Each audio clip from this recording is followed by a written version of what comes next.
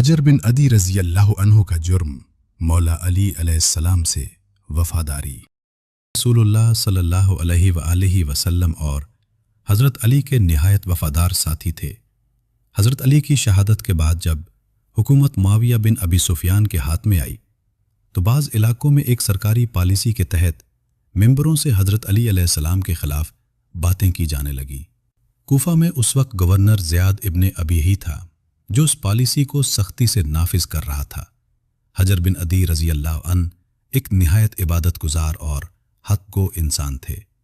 جب انہوں نے مسجد میں خطیب کو حضرت علی علیہ السلام کے خلاف نازیبہ کلمات کہتے سنا تو وہ خاموش نہ رہ سکے۔ انہوں نے کھل کر کہا، یہ باتیں غلط ہیں۔ علی علیہ السلام ایک عادل اور برحق شخصیت ہیں۔